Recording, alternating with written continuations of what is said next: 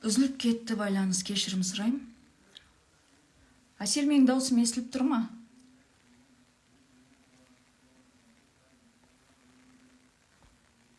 Әсел, қалғалай, даусым естіліп тұр ма? Я, қатып қалу жатыр. Аха, даусым естіліп тұр, кешірім сұраймын. Енді уақытымыз тығыз. Тез-тез айта салайын. Тәулігіне уже 9 сағат деп жатыр. Представляете? Ештеңеге үлгермей жатырмыз. Сонымен кеше мен терапия жасадым. Тез-тез айта салайын. Бұған дейін білесіздер, Түркия қаласында, Сирия, Түркияда зілзала болды, және 5-6 күннен кейін кішкентай сәбилер аман-есен табылып жатыр. Ештеңе болмағандарын, үйінде астында жатқан осы 5-6 күннің ішінде сол зілзаланың астындағы сәбилер өздерін бойлары ұзын, ақ киімді тіршілік иелерінің тамақ әкеліп өздерін қарағанын айтуда. Және кешегі бір оқиғада үйінде астында бір 2 баланың жатқанын бір әйел келіп, ер адамдарды шақырып, ана жерді ашқызып, және 13 жасар, 4 жасар 2 баланы аман-есен алып қалады. Сөйтіп ана балалардан сұраған кезде, олар өздерінің анасының 4 жыл бұрын қайтыс болғанын айтады. Және бұл өтірік оқиға емес, бұл хайп жасау үшін тарап жатқан видеолар деп жатқандар өте көп, бірақ ол расымен бар нәрсе. Кеше мен терапия жасадым, өзімнің бұрыннан танитын бір таныс келіншекке. Сонда терапия барысында ол кісі сеансқа түсті, тета-состояниеге түсті, миы. Сосын қатты ұйқысы келді. Ұйқысы келгеннен кейін тәлімгер айтты, Жанат ұйықтап алсын, ұйықтаған кезде біз байланысқа шығамыз деді. Ол кісі ұйықтаған кезде бірден байланысқа шықты. Сонда есіміңіз кім деген кезде Измир деді. Жаңағы қазақ келіншегі арқылы сөйлесіп тұр. Сіздер қандайсыздар деген кезде біздің бойымыз ұзын, біз әппақпыз, біз жерге көмек беру үшін келдік. Жерге біз жоғары энергия әкелу үшін келдік. Менің есімім Измир, және мен сияқты көмектесіп жүрген тіршілік иелері көп деді. Жерде сендер қалай көмектесесіңдер деген кезде, біз ана мен баланың арасындағы махаббат бар емес пе?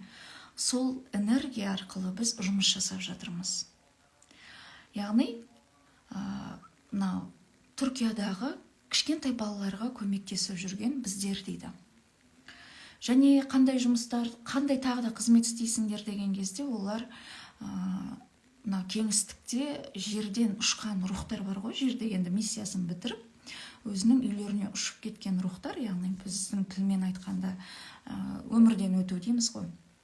Сол рухтарды қараңғы жаққа адасып кетпей, жарық жаққа жіберуге былай көмектесеміз дейді. Жарық жаққа қарай жібереміз дейді. Өте керемет сеанс болды, және де сендерді мен кім деп танысам болады, және сендер өздеріңді кіммін деп таныстырасыңдар деген кезде, бізді жерде үркер, плеяды деп айтады деді. Яғни, менің бүгін айтқым келіп отырғаны осы үркерліктер туралы. Қазір қараңыздар, кеше Ақтөбе облысы Шалқарда түнде кешкісін бұлт осылай әппақ құстың бейнесінде көрінген. Және олардың айтуы бойынша енді осындай нәрселерді біз көп көрсетеміз дейді. Бұрын алдында естеріңізде ме, жан жануарлардың шеңбер жасауы, тіпті құмырсқаларға дейін бүйтіп шеңбер жасап жүрді ғой. Соның барлығын осы үркерліктер алдын ала ескерткен болатын. Осындай шеңбер жасап, портал жасайтын болады. Сол портал арқылы жоғарғы жақтан энергиялар өтеді деді.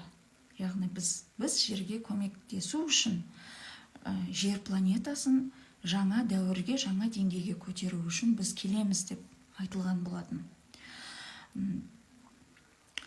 Және де сендердің аспанда түрлі әсіресе бұлт, кешкісін жұлдыздар, яғни бүйтіп қарап қалған кезде не деп түсіндіреріңді білмейтін нәрселер болады ғой. Мысалы бұлттағы жаңағы нәрсені мысалы адамдар жасады деп айта алмайсың.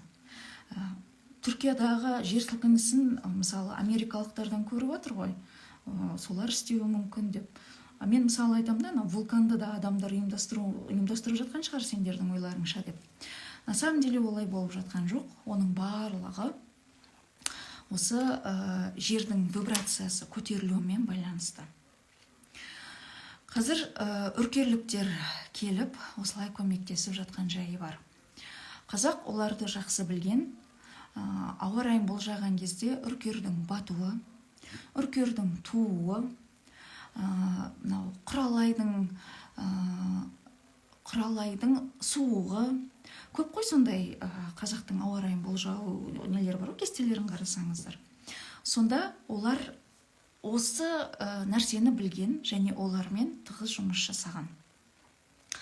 Енді түсінікті болу үшін сіздерге айтайын, үркерліктер деген кімдер? Сосын сұрақтарыңызды оқып шығам. Бұлай алсақ болады. Енді бұнан мен бұлай өзім сыздым, сіздерге түсінікті болу үшін. Суретім бұлай толық көрінбей тұр. Қызылмен сызған адам деген ол сіз. Сіз деп алайық, иә? Ең қазіргі жердегі тіршілік етіп жатқан нәрселер. Түсінікті болу үшін сізге айтайын осылай. Элементалдар. Олар жан жануарлар, ағаштар, жәндіктер. Яғни, табиғат бізді қоршап тұрған. Оларды біз элементалдар деп айтаймыз. Және олардың қорғаушылары болады. Пірлері және перілері. Адам жерге түскенде жын бірге түсті деп айтады ғой. Мысалы, қазір біздің сөздік қорымызда жын деген басқаша белең алып кетті. Яғни, адамның бұлай ашуға беріліп, бұлай құтырып кетуін сенің ішіне жын кірді деп айтады. На самом деле бұл жердегі жын басқа. Бұл жердегі адам жерге түскенде жын бірге түсті деп отырғандары, ол табиғаттың қорғаушылары, пірлері және перілері. Мысалы, қойдың пірі, ешкінің пірі, шопан ата, сексек ата, ойсыл қара деп қазақтар мысалы айтқан ғой. Солар сияқты мінекей табиғаттың өзінің қорғаушылары бар. Олар феялар, эльфтар, кентаврлар, русалкалар, тағы да өте көп мультфильмдегі кейіпкерлердің барлығы олар тіршілік етеді. Олар табиғатты қорғайды және жан жануарлар оларды көреді. Енді адам, енді мынау сіз, қызылмен сызылған адам сіз, әрқайсыңыз. Адам өткенде мен сіздерге түсіндірдім. Мысалы, жоғарғы рухтың жерге келуі инкарнациямен, тәнмен жан болып бірігіп келуі адам, дипломная работа. Дипломная работаның кураторы болады, яғни әр адамның қасында өзінің қорғаушылары болады. Сіз сияқты рух жерде болған, бірақ оның деңгейі жоғары. Ол біздің қасымыздағы тәлімгерлер. Қазір сіз үшін шапқылап жүрген, сізге бірдей сан көрсетіп жүрген, және сіз ұйықтап жатқан кезде түспен болсын подсказка беретін, және отырған кезде түйсікпен, қазір көп адамға сен емші боласың деп айтып жатқан, сенің көріпкелдік қасиетің бар деп жатқан, өткен өмірлерін көрсетіп жатқандар, сіздің қасыңыздағы тәлімгерлер, ол осы өмірде де, ана өмірде де сізбен бірге жүреді. Оларды наставниктер деп айтады орысша, немесе куратор, гидтар деп айтады. Тәлімгерлердің қасында жоғарғы кеңес деген болады. Олар да рухтар. Яғни, сізге әсер ету үшін, көрдіңіз ба, ол тәлімгерлер кеңестермен кеңесу арқылы шешімін қабылдайды.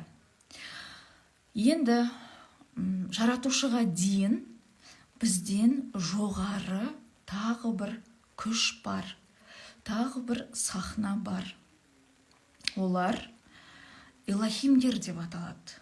Илахимдерді исламда Аллах деп айтады. Оларға кімдер жатады? архангелдар, мынау Жебірейіл, Уриел, Рафаэль деген періштелер бар ғой, Әзірейіл деген архангелдар, соларға да жатады, Элохимдерге. Және осы үркерлер жатады, сүмбіле, Сириустар жатады, мына Анунакилар, Андромедтер, одан кейін мынау рептилдар, рептилоидтардың өзінің неше түрі бар. Тағы да серая раса дейді, сұр расалар бар. Одан кейін арктурлықтар бар, өте көп олар. Олар біздің үстіміздегі күштер. Яғни біз жер планетасы осы деңгейге жеткенге дейін жұмыс істеп жүрген жоғарғы сахналар осы Элохимдер. Одан жоғары жарқырап мінеке жаратушы тұр. Осының барлығы мінеке көрдіңіз бе, бір-бірімен кәдімгі өрмекшінің торы сияқты біз осылай жерде жұмыс істеп жатырмыз. Осылай өмір сүріп жатырмыз. Және барлығы рухтар әлеміндегі жоспарлы түрде. Дәуірді өзгертушілер, дәуірге сай жерді өзгертушілер, олар мына Элохимдар. Қазіргі мынау болып жатқан жердегі мынау жер сілкінісі, сосын огненный торнадо дейді ғой, отты торнадо. Солардың болып жатуы, вулкандардың атқылауы, олардың барлығына араласатындар осы біздің жоғарғы сахнадағылар, Элохимдар. Біз осы деңгейге, эволюциялық деңгейге адам болып осы қазіргі кезге міне жеткенше, олар жерде өмір сүрген. Осыдан 300 000 жыл бұрын жерге алғаш өмір сүргендер осылар. Полубоги деп айтады, жартылай құдайлар дейді оларды. Мифтік кітаптарда, енді қазір бізде оқып жатқандардың бір 10% сақталған шығар, бірақ та бір қарап қалсаңыз, мысалы үлкен анау құдайлар тұрады да, қасында кішкентай адамдар тұрады. Вот сол дәуірде бұлар творить еткен, жаратушы бұларға солай тапсырма берген.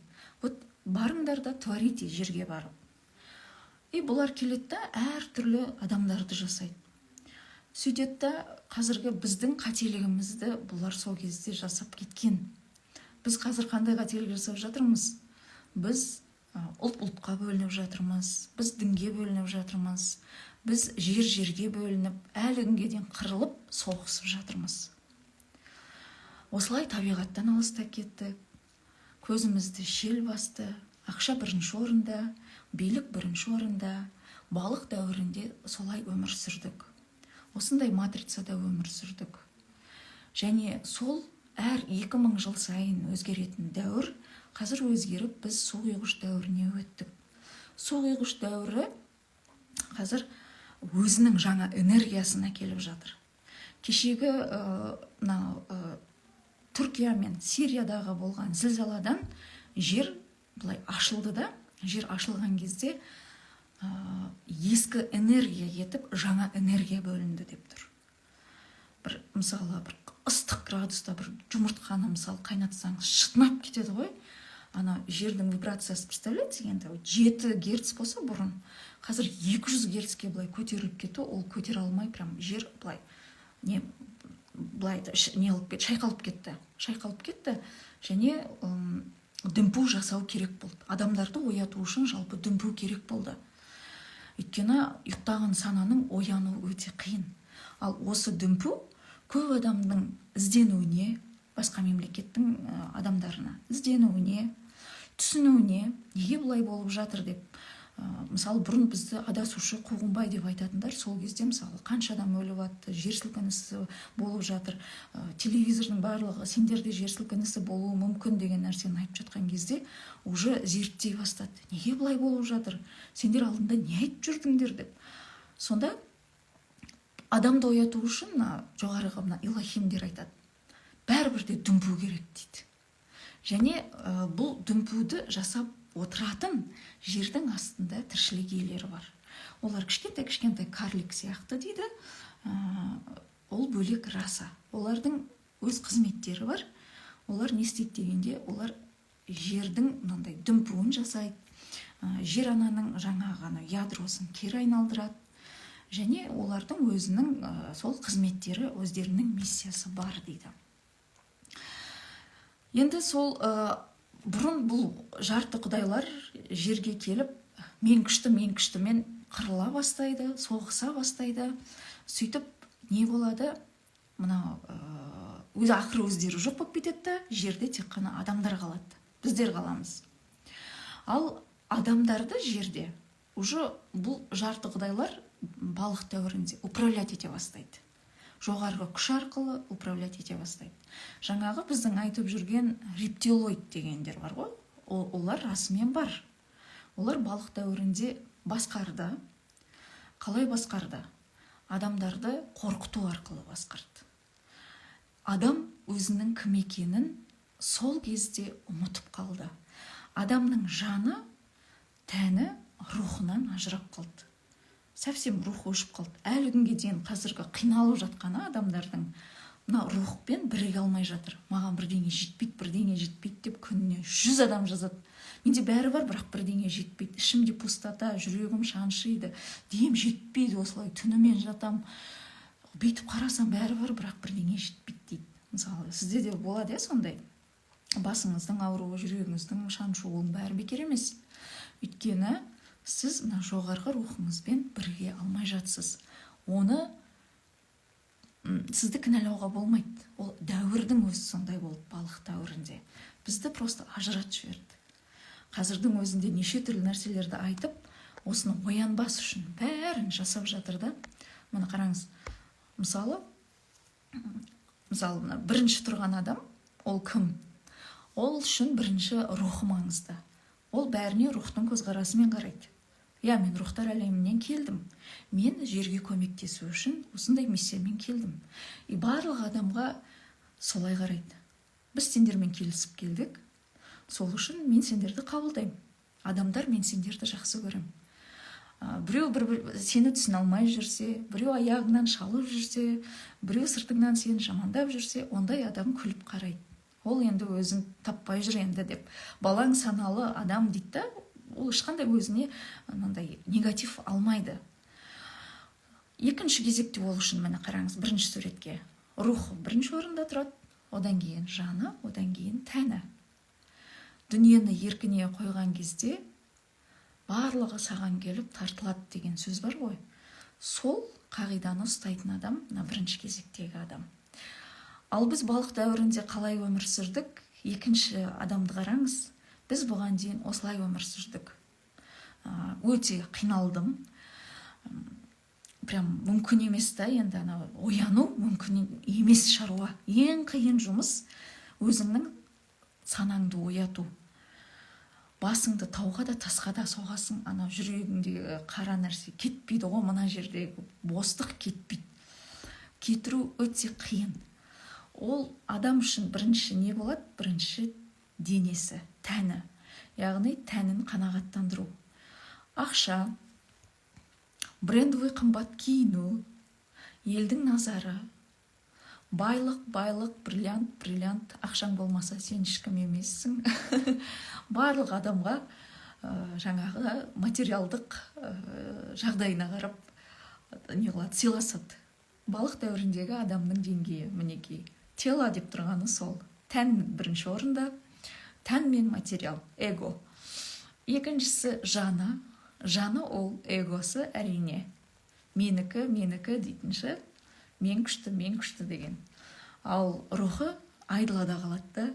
Ол жаңағы материалдық дүниенің артынан шапқылап жүргенде ақша деп өзін тану, рухын тану айдалада қалып қалады. Және біз бұған дейін осындай дәуірде өмір сүрдік. Екінші тұрған. Қазір біз әңгіме айтып жатсақ, түсіндіріп жатсақ, олар түсінбейді сізді.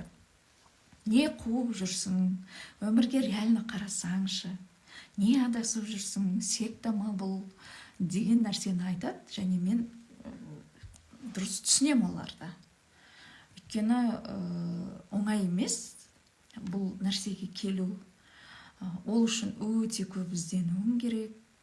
мысалы өзіңнің, мысалы сіздің атыңыз Айнұр болатын болса, ол сіздің әке шешеңіз қойған ат.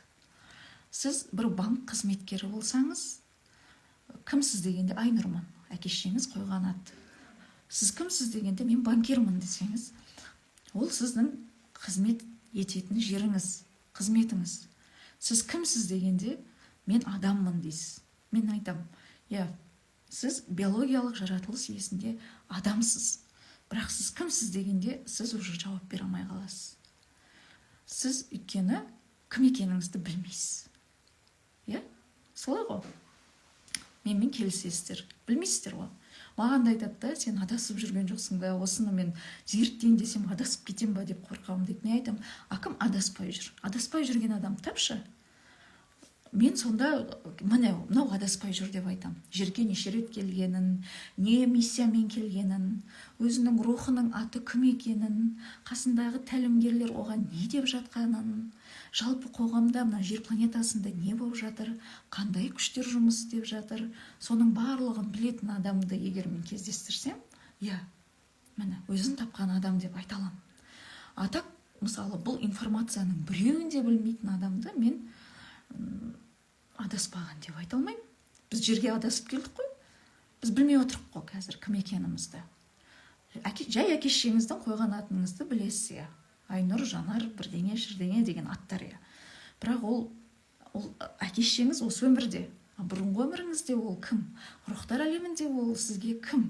Өлгеннен кейін сіздер ана өмірге, өлшемге өткен кезде сіздерде әрі қарай не болады? Қазіргі жердегі әке шешеңізбен не деп келісіп келіп едіңіздер? Неге? Осы нәрсені мен сұрасам, жауап бере алмай қаласыздар. Ал жалпы біз жерге осы дүниелерді түсіну үшін келдік. Және қазір не үшін қасыңыздағы жаңағы тұр ғой, топырлап тәлімгерлеріңіз неге бірдей сандар көрсетіп жатыр? 11-11, 22-22, 33-33. Осы нәрсені зертте деп жатыр. Сен кімсің? Қандай рух иесісің? Қарашы өзіңе, зерттеш. Айналаңа қара. Неге сен ашуланып жүрсің? Неге сенің жолың болмай жатыр? Неге қасыңдағы күйеуіңмен итпен мысық сияқты өмір сүріп жатсың? Не үшін? Осының барлығын сен мына жақтағы мына рухыңызды, өзіңізді зерттеген кезде қалған дүниенің барлығы былай есігін ашатын болады. Қайдан келдің, не үшін өмір сүріп жатсың, және осы өлшемнен өлгеннен соң не болады, қалай болады, ол жақта не бар деген 3 сұрақты зертте, 3 сұраққа жауап ал. Содан кейін ары қарай мен жол көрсетем деп айтып жатыр сіздің тәлімгерлеріңіз. Бұл үшін сізге терапия түсіп, регрессологқа барудың қажеті жоқ. Мынау кітаптарды қазақшаға аударып беріп жатырмын ғой сіздерге. Мынау Жан Жиханы, мынау Жан Мұраты, ғұмырдан кейінгі ғұмыр, өте керемет кітап. Жаңа жер, Барбара Марсеньяктың Земля, мынау үркерліктер туралы кітап бар. Соны оқыңыздар. Приносящий рассвет. Оны аудартам қазақшаға. Өте керек кітап. Осыны оқыңыздар. И сізге ешқандай терапия керек жоқ болады. Мен сізге гарантия беремін. Бірден оянып кетесіздер. Ал сұрақтарыңыз болып жатса, барымызша білгенімізбен бөлісуге тырысып жатырық қой қазір. Міне осы нәрсені түсіндіре алмай жатыр. Ал енді мен сұраймын да кеше, сонда жаңа дәуірде біздер қандай болуымыз керек? Қандай болуымыз керек жаңа дәуірде? Не үшін қазір біздің басымыз ауырып, жүрегіміз шаншып, мынау 2 жыл бұрынғы өзімізбен қазіргі өзіміздің арамыз жер мен көктей болып қалды мысалы. Өзіңіз зерттеңізші, 2 жыл бұрын қандай болдыңыз, қазір қандайсыз? Мысалы, миллионер болмасаң ешкім емессің деген сабақтар қазір сізге өте ма? Өтпейді. Сізге больше мынандай духовный нәрселер ұнайды. Байқайсыз ба? Рухани нәрселер ұнайды. Мысалы, мен барынша жазуға тырысып жүрмін, Жан Жиханында парақшасына терапияларды уақыт жеткізе алмай жатырмын. Сонда өте көп зерттеп, жаны тынышталып, сондай керемет оқып жатқан қыздар. мен айтады да, мен оқысам дейді, өмір жеңілдеп кетеді. Рухтың көзқарасымен қарасаң, жеңіл дейді. Неге өмір қиын дейді. Мен айтам, өмір қиын емес, өмір жеңіл. Мен бұған дейін айтқам, жер тозақ деп. Оны бізге терапия барысында қыздың қасындағы тәлімгерлері де келді. Басында біз первую очередь әбден миымызға құйып салған ғой, мен сұраймын ғой, тозақ деген не, ол жақта тозақ бар ма деп. Сонда айтатын, тозақ деген так жер емес пе сендер үшін? Жерді тозаққа айналдырдыңдар ғой дейді. Тозаққа әр адам өз отымен келеді дейді. Оны қалай түсінуге болады деймін ғой. Сонда айтады, жер жалпы ғажап планета дейді. Бірақ сендерді, адамдарды басқарушылар, құл иеленушілер деп айтушы еді ғой адам. Солар, шіркеудегі әкейлер, діндарлар, яғни мынау бүкіл елді басқарып тұратын мемлекетті басқарушылар, әлемді басқарушылар бірігіп, адамдарды басқару системасын ұйымдастырады. Ол матрица деп аталады. Яғни бір шеңберден шыға алмау. Туғаннан кейін міндетті түрде мектепте оқисың, мектепте оқымасаң үйіңе келіп әке-шешеңді тексеріп бәлесіне қаласың. Әскерге баруың керек, мысалы, әскерге сен соғысқым келмейді, барғың келмейді деген нәрсені мысалы тыңдамайды, алып кетеді.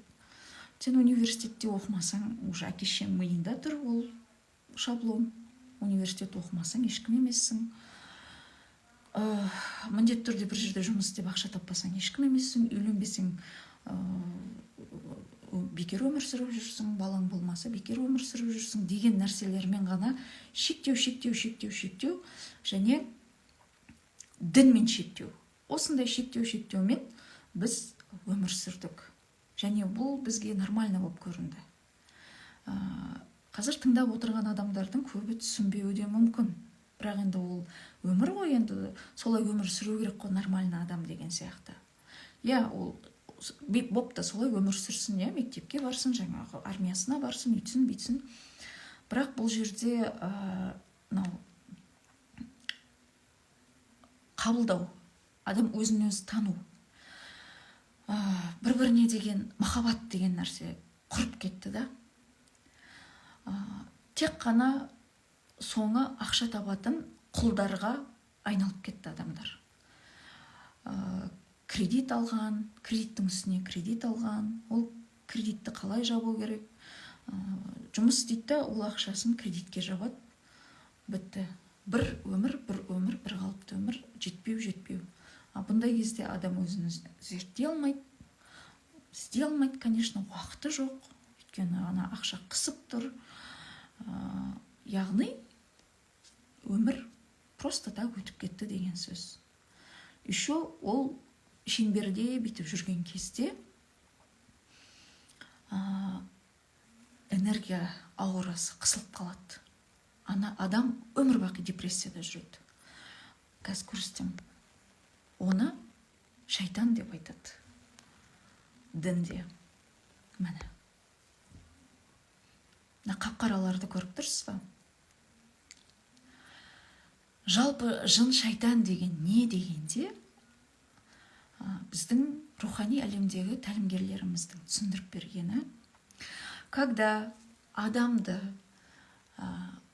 шектеп тастайсың ғой, анау болмайды, мынау болмайды, анау болмайды, мынау болмайды, олай масқара боласың, мынау ұят болады, мынаны істесең күнәһар боласың, мынаны істесең тозаққа барасың, болмайды деген кезде адам қысылып қалады дейді. Шектеліп қалады. Шектелген кезде энергиялық аураларының барлығы мынандай тесіліп қалады да, қара энергия бөліне бастайды. Ал ол, қараңыз, сіздің бойыңызда мына жақта 7 энергия көзі бар. Жоғарыдан, жаратушыдан келіп жатқан. Аураларыңыз зақымдалған кезде жаңағы нүктеден өтетін энергия да зақымдалады. Депрессия, ашу, қорқақтық, негатив, көре алмау, біреудің аяғынан шалу, Мен байқұс, мен бейшара, мен ең жексұрын адаммын, маған ақша келмейді деген нәрсенің барлығы осыдан келеді. Көрдіңіздер ма? Міне, балық дәуірінің символы осындай болды. Жер планетасы полностью қап-қара болды дейді, жоғарыдан қарағанда. Ал қазір жер жоғары көтеріліп жатқан кезде не болады? Біздің энергиямыз көтеріліп жатыр. Енді 7 герц жер несі вибрациясы 7 герц болғанда біздің де герціміз соған сай болды ғой. Негативте өмір сүріп жүрсек те, шаблонда өмір сүріп жүрсек те, бұл нормально болған. Мектепте естеріңізге түсіріңіздер, бізді ұрды, соқты мұғалімдер оқымағанымыз үшін. Шекеміз ісіп жүруші еді ғой, но бірақ нормально болатын. Даже әке-шешемізге біз айтуға қорқатынбыз. Өйткені әке-шешеміз өзімізге ұрсады, ол тағы ұрады да, мұғалім неғып тыңдамайсың, сабақ оқымайсың деп. Бірақ біз ешқандай травма алмай-ақ өстік қой мысалы. Ал қазіргі балаларды үйтіп өсіре алмайсыз, үйтіп ұра алмайсыз. Неге? Өйткені олар басқа балалар. Олардың энергиясы, герці басқа. Жоғарғы энергиямен келді олар. Және олар оны көтере алмайды. Ал біздің қазір мінеки, олардың энергиялық ауралары да басқа. Біздің ол кезде басқа болатын. Жер 7 герц болған кезде біз негативпен спокойно өмір сүріп жүре бердік. Қазір өмір сүре алмаймыз олай.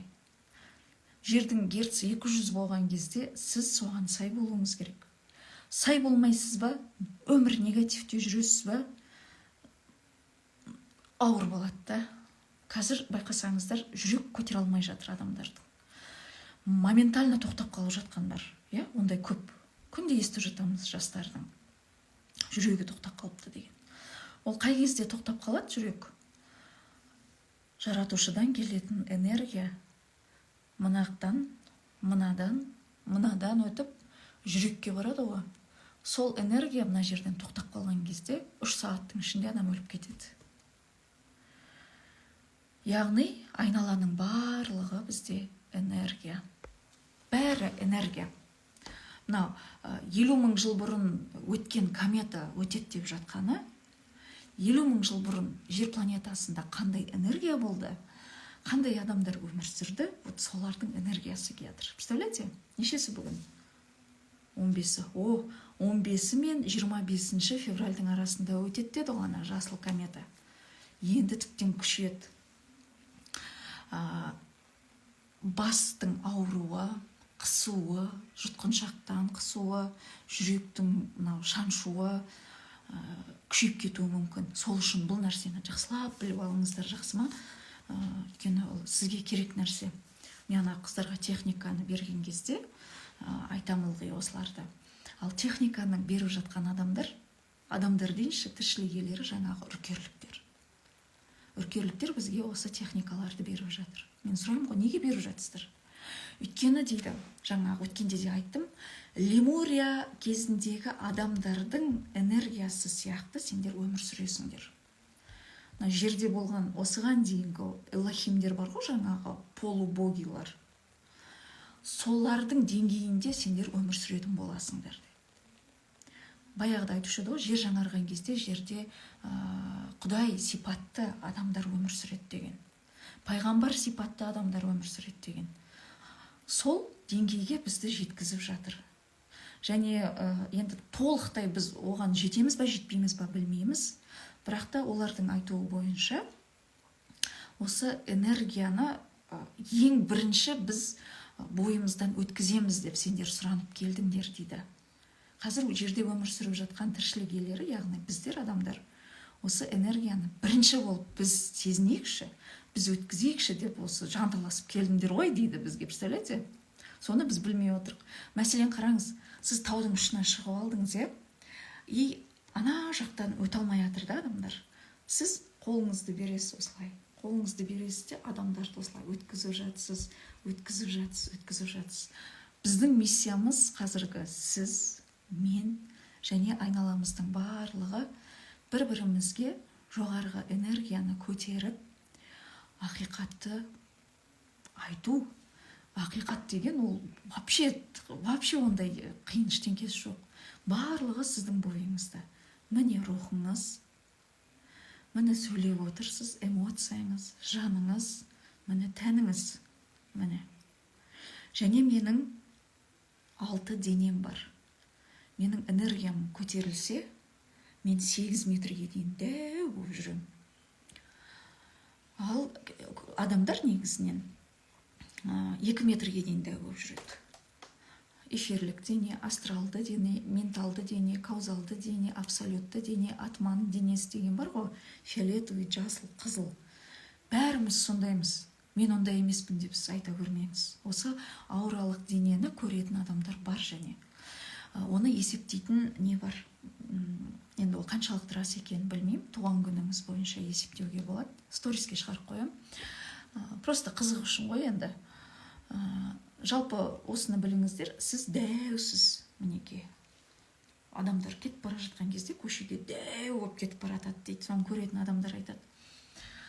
Сонда энерговампирлер бар ғой. Білетті да, аурасын қарайды да. Егер адамда көк фиолетовый аура болса, значит, рухы мықты да, энергиясы мощный адам. И именно соның қасына барып, энергиясын энергиясын алуға тырысады ауралық. Біз айтамыз ғой, мысалы, туған адамның аурасы нашар екен, аураң күшті сенің деп. Бірақ біз түсінбейміз да. Былай, ол не десең, мысалы, көп адам түсіндіріп бере алмайды. Білмеймін, әйтеуір аурасы нашар деп айтады, аурасы күшті деп айтады дейді ғой. Ал ол жаңағы сіздің дәу денеңіз, 6 денеңіз бүйтіп шығып тұрған. Осыны біз жинауды білген жоқпыз бұған дейін. Бұл нәрсені зерттейік десек, бізге не деп айтты? Буддист болып кетесің, сен басқа дінге кіріп кетесің деп бізді шектеді. Біз даже нүктелерді көрсек қашатын болдық. Қой құрсын, буддист болып кетермін деп ше. Оның барлығын ақиқаттан бізді былай көзімізді соқыр қылып осылай ұстау. Бірақ оған ренжудің қажеті жоқ. Әр дәуірдің заңы бар. Ал енді бізге сол ақиқатты әдемілеп тұрып ашып жатыр. Және не үшін ашып жатыр десек, жаңағы Лемурияның энергиясы келе жатыр. Сендер сол адамдар сияқты өмір сүрулерің керек. Сендер бірінші солардың несісіңдер, бірінші толқынысыңдар дейді. Яғни, балық дәуірінде осылай жұмыс істесеңдер, тігідік ақшаның артынан, су құйғыш дәуірінде просто істемейсіңдер, просто отыратын дәуір дейді. Осылай отырасыңдар да бітті. Былай уже өмір сүре бересің. Уақыттың ішіне уақытқа кіріп, жұмыс істей бересіңдер энергия арқылы дейді. Мәселен, жаңағы Египеттегі пирамидалардың бәрін осылай отырып энергиямен соққан ғой адамдар. Музыканы қосып бүйтіп, тербеліп отырған кезде, тастар осылай әдемілеп бүйтіп салынды деп айтады еще. 2023 жыл болды, сол тастарды көтеретін әлі техника шыққан жоқ. Енді былай дейді, үйден шығатын кезде, әсіресе көп адамның ортасында жүретін, клиентпен жұмыс істейтін, әсіресе әншілер, көп адамның ішіне келетін кезде, желательно үйден шығатын кезде, жаңағы өзіңіз алып болып тұрған денені ойша тартып алыңыз дейді. Ойша тартып алыңыз, мінеке. Тарттым, жұмыртқа сияқты. Енді бұлай ұстаңыз дейді. Бұлай ұстаған кезде ыстық леп сезесіздер дейді, бәріңіз. Ол сіздің рухыңыз, высший я, жоғарғымен, мінеке, мына жерде тұр. Ол жаратушыдан сізге қажет тәніңізбен, жаныңызға қажетті нәрсені сол мына жақтан, спираль тәрізді, мына 5 қуат көзіміз бар ғой біздің, мына жақтан алып тұрады. Рухтар әлемінен, жоғарғы ғаламнан алып тұр. 7-ші қуат көзге кетті, маңдайға кетті, мінеке, 6-шы қуат көз көріп келдік. Жұтқыншаққа кетті, жүрекке кетті, мінеке, манипура асқазанға кетті. Сосын 2-ші қуат көз, 1-ші қуат көз, 2 табандағы жер ана мен мияқтан кетті. Энергия бізде осылай жүреді. энергия тоқтады ма, мына жақтан энергия міне келмей қалды ма, бітті. 3 сағаттан кейін сіз өліп қаласыз.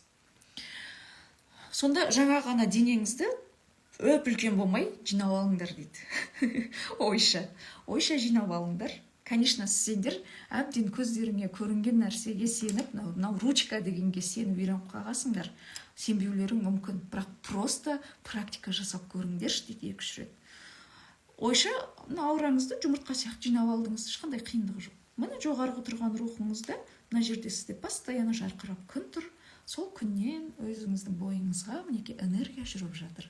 Ал жұмыртқаңызды қалаған түсіңізге бояп қойыңыз. Болды. Ал сіз өп үлкен болып бүйтіп отырғанда білмеген кезде қасыңызға отырған адам ішіндегі нәрсесін бәрін төгіп, жаңағы мынау сияқты ластап кетеді.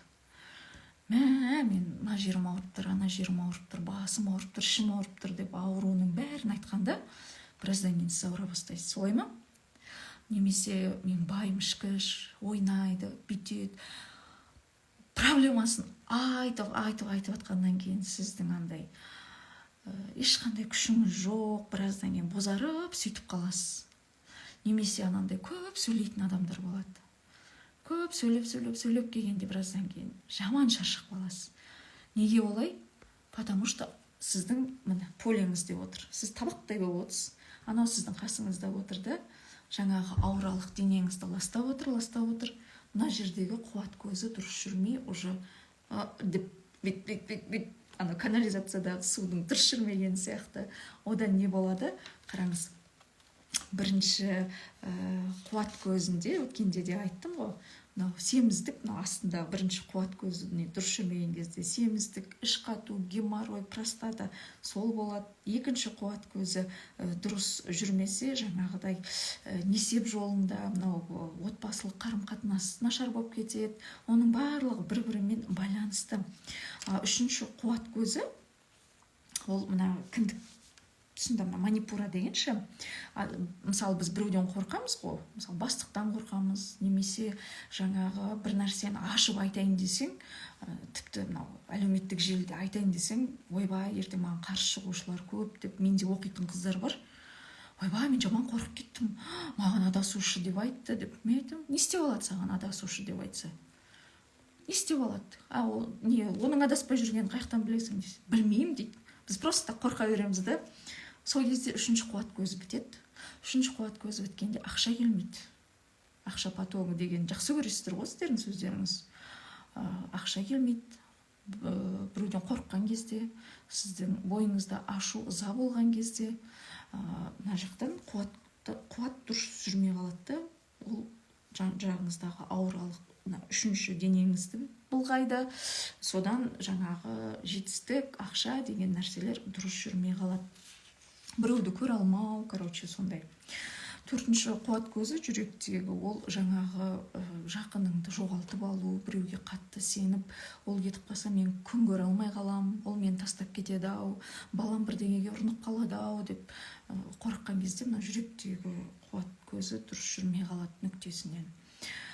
Мынау жұтқыншақтағы қарым-қатынастан қорқу, мысалы біреулермен араласудан, тікелей эфирге шығып бір нәрселерді айтудан, мысалы тойға барып, мысалы тост айтудан, мына жердегі жұтқыншақ дұрыс демей қалады да, қуат көзі. Одан жаңағы зоп деген нәрсе, кекештену, оның барлығы бір-бірімен байланысты болып тұр ғой.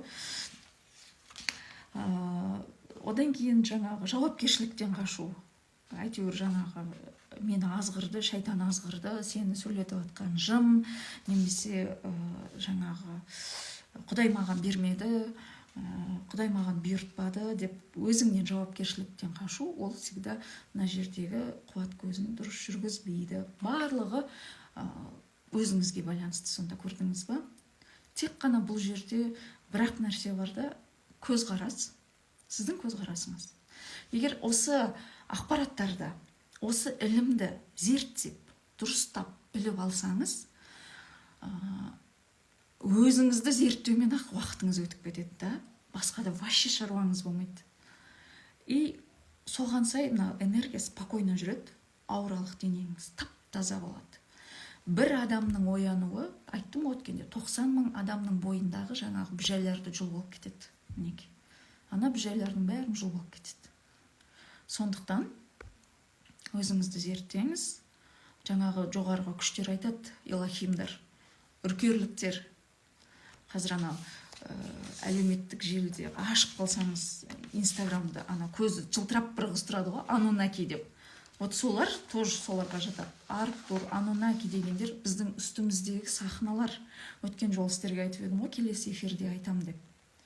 Солар біз оларды Аллах дейміз, және Құдай дейміз.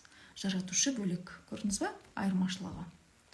Басында бұл теманы мен зерттеп жүрген кезде общий бір сөз деп ойлап жүргем. Бірақ мынандай дін жолында жүрген адамдардан сұрайтым. Енді білетін шығарсыздар сіздер. Құранды оқып зерттеп жүрсіздер. Құранды оқыған кезде бір жолында жаратушы деп тұрады. Бір жолын оқысаң Алла тағала деп тұрады. А бір жолында Құдай деп тұрады. А қандай айырмашылығы бар? Бір жолын қарасаңыз Тәңір деп тұрады. Бұлардың мағынасы, значит, бар ғой, деймін ғой. Әй, жоқ, бәрі бір дейді. Бірақ мен ішімде тұрды ол. Мен всегда осылай сұраймын деп, жоқ, мүмкін емес. Ол Құранды бүйтіп не қылған, аударған, жазған адам бәрі бір болса, бір сөзбен айдай алмай ма, мысалы?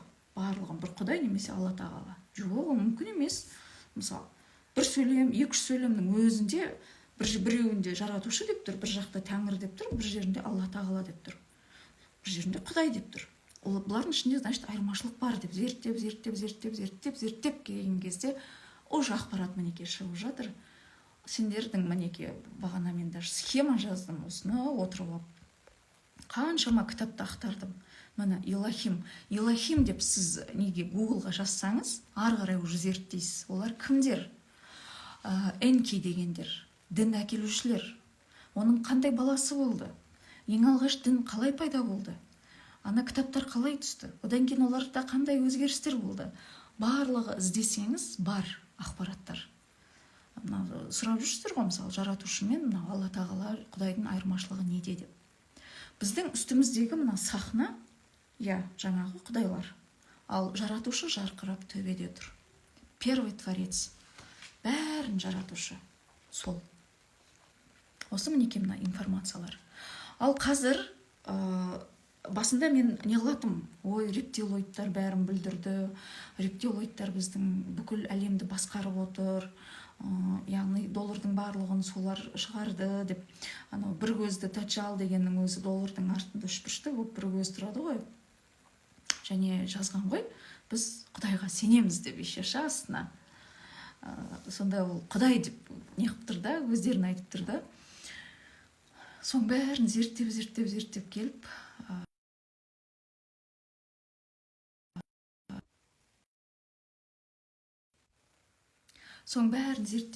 келіп, мен ана терапияда сұраймын ғой, айырмашылығы неде, жалпы илахимдер деген кімдер деп. Сонда түсіндірді. Зерттеу барысында ештеңкеге ашуланбаңдар, ештеңеге ренжімеңдер, бір нәрсенің артынан фанатет етіп кетпеңдер.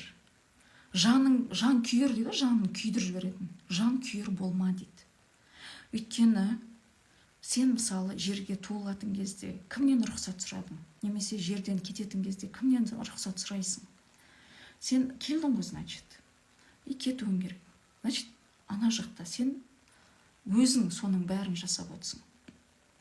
Өзің схема құрдың сол жақта, жаратушының бөлшегі болып тұрып, мына жақта осы тән, осы жанмен мен өмір сүрем деп. Мен осыны істеуім керек деген нәрсемен мен бір дауысын тексере салайыншы. Даусым естіліп тұр ма? Мөлдір қалғалай.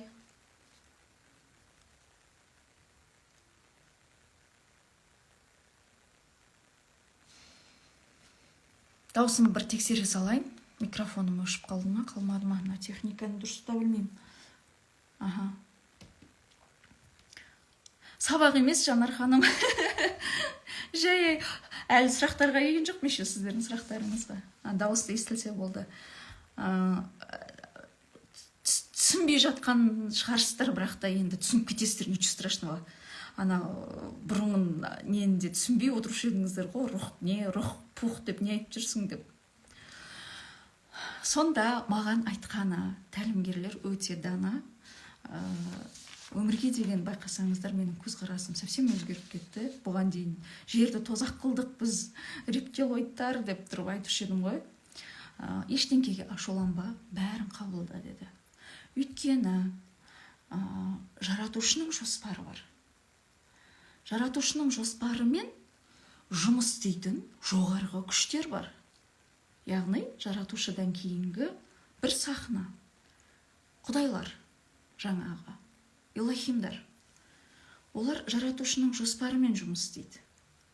Оның астында сендер, жаңағы әр тәлімгерлер, кеңестер, түрлі сақшылар, рухтар әлеміндегілер, олардың өздерінің мектептері бар, ғалам құрылысшылар мектебі бар.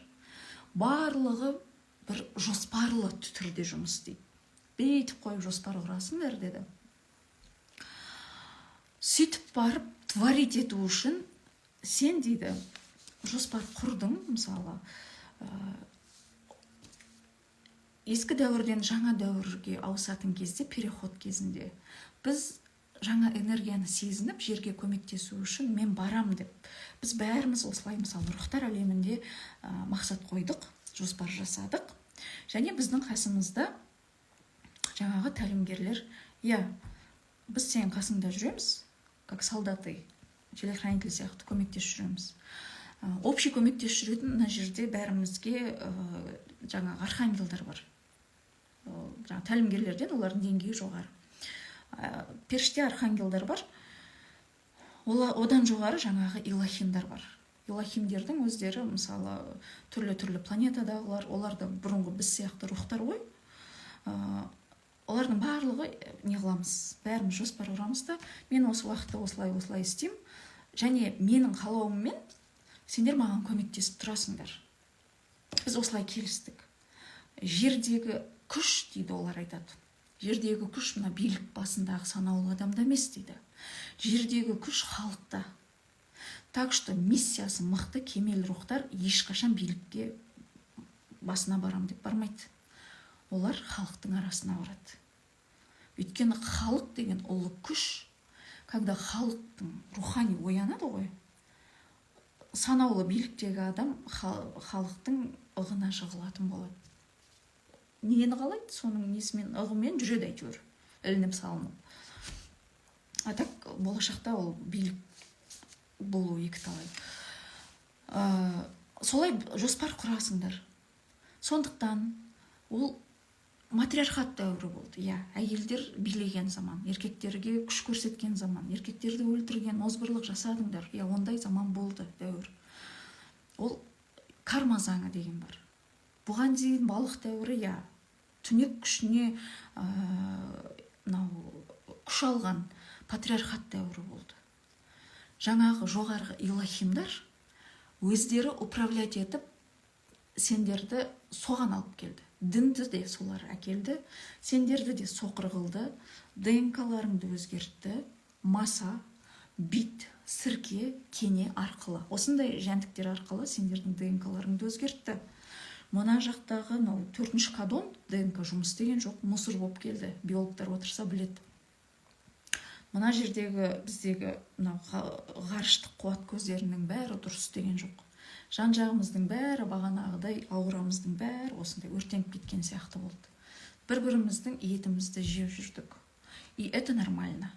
Потому что сендерді әлемді басқарған рептилоид болсын, басқа да нәрсе болсын, біздің бәріміз бір бағытта жұмыс істедік дейді. Яғни дәуір кармасына сай содан өтуі керек болды жер.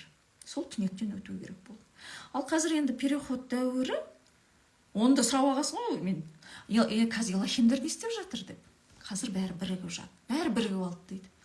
Бұрынғы қырылып жүрген жаңағы анунаки, рептилоиды дегендер, өйткені жаратушы біреу ғой, жаратушы біреу. Бәрін управлять етіп отқан, неғып отқан бір жаратушы. Олардың бәрінің мақсаты архангелдар, қасымыздағы біздің тәлімгерлер, бәрінің мақсаты жерді көтеру, жаңа дәуірге көтеру, сойғыш дәуіріне. әбден денсаулығы уже мына энергия нүктелері бітеліп көтере алмайтындар басқа өлшемге кетіп қалып жатыр деген, өліп қалып жатыр деген оларда понятие жоқ. Басқа өлшемге деп отырғаны өзінің үйіне қайтып жатыр деген сөз ғой. Олардың да өзінің сабақтары бар. Кезіндегі кармаларын өтеу үшін, мысалы кешегі Түркиядағы зілзаланың ортасына келген, сұранып келген рухтар мысалы. Бірақ жердегі адамның санасы кішкене алғашында көтермейтін ақпарат бұл. Бірақ ақиқат сол. Тәтті өтіріктен ащы шындық артық. Қазір барлығы архангелдар, илахимдар бірігіп жерді былай көтеріп жатыр. Біздің ДНК-ны өзгертіп жатыр. 4-ші кодон ДНК қай кезде қосылады? Когда біздің энергиямыз көтерілген кезде, аурамыз тазарған кезде. Вот почему қазір мына жағымыз ауырып жатыр. 3-ші көз ашылып жатыр. Төбеміз неғып ауырады шаншып. 7-ші көзіміз ашылып жатыр. Управляет Уриэль, Рафаэль, архангелдар ДНК-мызды түнде өзгертіп жүр, прям басымызды ашып қойып. Спокойно жүре береді. Сондықтан бүйтіп қарасаң, біз кукловодпыз, біздің үстімізде қанша адам управлять етіп отыр деп мысалы ашулануыңызға да болады.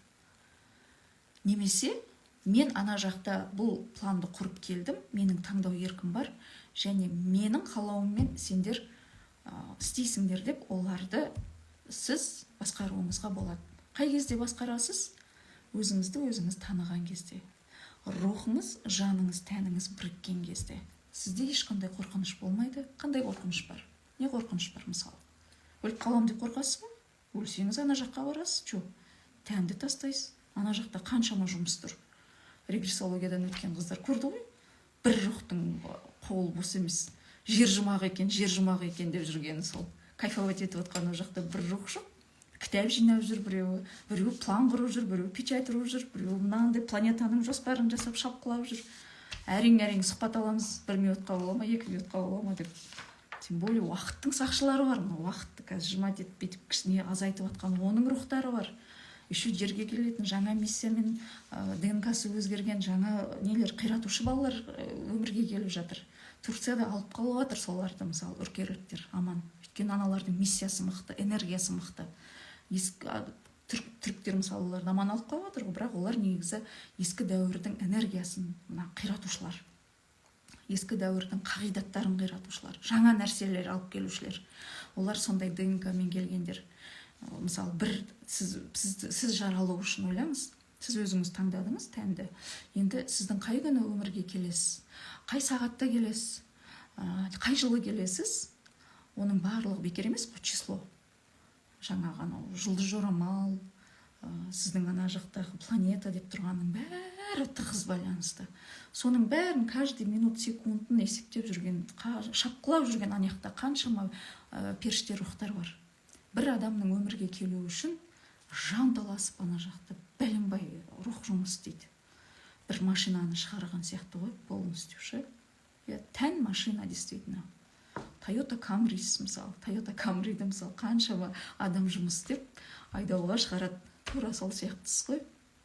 Өз-өзіне қол салған адамның ақыратыны сол. Тән тастаған бетте ана жаққа барып есіне түседі ғой. Қандай планмен келгені. Өз-өзіне қол салатындар көбінесе эго жердегі бағанағы шеңберге түсіп қалады да, қиналып неғып қалатындар. Жас рухтар, немесе жаңағы басқа планетада тіршілік етіп келіп, жерге көмектесу үшін келем дейді да, жердегі жаңағы эгоға шеңберіне түсіп қалады да, ары қарай қалай қадам жасарын білмей, әбден өзін-өзі жеп, лучше кетіп қалған жақсы деп, как будто өзін-өзі өлтіргеннен бәрі керемет болып бітіп қалатындай. Қаяқта ол ана жаққа барғаннан кейін өз-өзіне қол салған адамды резко жіберіп жатыр қазір. Уақыттың тығызына байланысты, тез өтуіне байланысты бірден келеді да, еще жердегі сабағы 2 есе болып келеді. Ана дипломный работаны жазбады ғой. Мысалы, қазір келген мен Жанат деген ол дипломная работа. Мөлдір тоже дипломная работа. Бұл дипломная работаны жазудан сіз қашып өз-өзіңізге қол салсаңыз, ана жаққа барғасын бірден жерге түсіреді, 2 дипломный работаны қатар жазуға тура келеді. Сол үшін адам ешқандай әділетсіздік жоқ, бәрі әділетті, өте әділетті, көзім жетті. Каждый. И кездейсоқ деген нәрсе жоқ. Мәселен, даже әр қаладан жинап келген 10 қыз мысалы маған оқиым деп зерттеп келсек, бұрынғы өмірде мысалы дұшпандар бір-бірін өлтірген. Сол айтып тұр мысалы. Кешірсін екеуі бір-бірін, кармасын үзсін. Сонда жаңағы 2000 жыл бойы карма үзілмей келе жатқан. Кармасын үзді. Тағы бір екеуі келіп, біреу ана қаладан, біреу мына ауылдан. Бұрынғы екі жігіт қызға таласқан. Екеуі мысалы бір көргеннен бір-бірін ұнатпай қалды. Екі қыз, біреу ана Қарағандыдан, біреу Ақтөбенің ауылынан келген қыздар. Біреу көре сала жабысып қалды. Бұрынғы анау емші болған, мемлекет емшіні фармацевтика шығып жатқан кез өртеп жібереді де қызын тартып алып кетеді. Мен сұрадым, қайда сол қыз дегенде. Сонда айтты, ана отыр ғой Ақмарал деген қыз. Сөйтіп, оказывается, екеуі бекер жабыспаған екен. Видите? Тән өзгергенмен, тән машина ғой, машинаны ауыстыра береді де, рух, водитель, біреу. Сол үшін біреуге бірдеңе жақсылық, жамандық жасаған кезде, осы өмірде ешкім көрмеді ғой, білмейді ғой деген нәрсені не қылу керек просто. Бәрінің өтемі бар. Осы өмірде болмаса да келесі өмірде. Бірақ қазір келесі өмірде деген понятие жоқ. Уақыттың тез өтуіне байланысты карма моментально қайтып жатыр. Жақсылық жасайсыз ба? Екі есе болып қайтады. Жамандық жасайсыз ба? Екі есе болып қайтады. Бумеранг заңы, карма заңы, қарымта заңы дейікші. Барымтаға қарымта деп қазақша айтады ғой қазақтар. Ол моментально жұмыс істеп жатыр қазір. Уақыттың қысқарғанына байланысты. Енді қысқарып, вообще уақыт болмайды деп түсіндірді, бірақ ол қалай болады, оны енді көреміз. Өте күшті кезеңде өмір сүріп жатсыңдар дейді. Осы кезге өмір сүру үшін очередьке тұрып, сонша уақыт күтіп келдіңдер ғой дейді. Енді не ұнамайды деп жатыр да. Енді мына сұрақтарға қысқа жауап берейін. Бағана қойыпты. Сұрақтар енді көп, 3000-нан асып кеткен. Мен оқығанымша, үлгергенімше не қылайыншы, сториске жауап беремін. Бастырылу деген не дейді? Бастырылу, яғни ұйықтап жатқан кезде шошу, шошынып жаңағы денеңе кіре алмау, физикалық денеңе, өзіңді сыртыңнан қарап тұру, жаман бірдеңелерді көру. Ол неден? Жаңағы айттым ғой, мынандай сіздің мынандай 7 денеңіз бар ғой, үлкен табақтай болып жүресіз. Ойламаңыз, кішкентаймын деп. Мынандай 2 метрден, егер сіз не болсаңыз, энергияңыз былай көтерілген болса, өзіңізді танып, энергияңыз таза болса, 8 метрге дейін дәу боласыз. Сондай кезде аураңызды тартпай жүргеннен және үнемі негативке берілгеннен, жаңағы сіздің полеңізде осындай энерговампирлер көп отырғаннан, міне аураңыздың бәрі өртенген ғой, уже жаңа қара энергиялар бөлінген. Сіз жаңағы бір жерге, біреудің үйіне барған кезде, біреудің үйіне барып жатсаңыз, қонақ үйге барып жатсаңыз, соның алдында мысалы біреумен ұрысса, біреу жыласа, біреу қайғырса, оның осындай бөлінген қара энергиясы қалып қояды. Және сіздің аураңыз әлсіз болса, жаңағы мен айтқандай жұмыртқа пішінде жауып жүрмесеңіз, ол сіздің астральный полеңізге өтіп кетеді да. Және сіз үнемі қорқып былай, ойбай деп қорыққан сайын, немесе бір қатты бір ашуланған сайын, ол үлкейе береді. Міне бастырылу деген сол. Жаңағыдай, постоянно аураңыз тартып жүріңіз, және ұйықтаған кезде қасыңыздағы тәлімгеріңіз бар ғой, соған айтыңыз. Мен ұйықтаған кезде физикалық денемді қарап тұр. Және мен түс көрген кезде тек қана жарық жақта көрейін, жарық жақта жүрейін. Жақсы нәрсе айтыңыз. Үнемі сізде естіп тұрады ғой. Және түсіңізде не көргіңіз келеді, соны айтсаңыз, олар міндетті түрде көрсетеді. Осыны біліңіз. Енді қазір қош деп баяғыда сенбейтін еді. Түркиядағы кішкентай балалар сендіріп жатыр. Екінші сұрақ. Намаз оқитындар әдейі шетелдің ілімін тықпалап жатыр саған деп маған ұрсып кетті дейді. енді мысалы намаз оқыған адамдар, Құранда да бар ғой жан мен рух туралы. Мысалы сіз ол кісіден сұраңыз, а неге Құранда рух туралы аз беріледі, а неге постоянно жан туралы айтылады, 90% жан туралы айтылған, рух туралы неғып аз айтылған деп қандай нормально жауап береді. А мен бұған былай айтатын едім: Құран ол тәрбие, яғни балық дәуірінде бағана беспредел болды ғой, илахимдар как попало бір-бірімен қырылып, бізді былайда шайқап, негатив дәуірі болған патриархат. Сол кезде адамдар совсем эволюциялық төменгі деңгейде болғанда бір тәртіп керек болды. Оларды ұстап тұратын бір күш керек болды. Мінекей, дінді сол үшін ойлап таптық дейді. Құран да сол үшін түскен. Кішкене қойыңдар, кішкене былай етек жеңдегі жинап жүріңдер айналайындар деген тәрбие үшін түскен дейді. Сол үшін жаңағы тәлімгерлер айтып жатыр, дінді жамандамаңдар, ол дәуіріне сай ол керек болды. Өйткені адамдар эволюциялық деңгейі төмен болды. Және жаратушының қалауымен илахимдер сол жаңағы дінді, кітаптарды ол алып келді. Жаңағы біздің мешіттерге баруымыз, жаңағы шіркеулер, олардың барлығы адамдар просто так өз еркімен ештеңе істей алмайды. Біздің жағымызда жаңа управлять етіп жүрген құдайлар бар. Сондықтан қабылдаңдар как есть.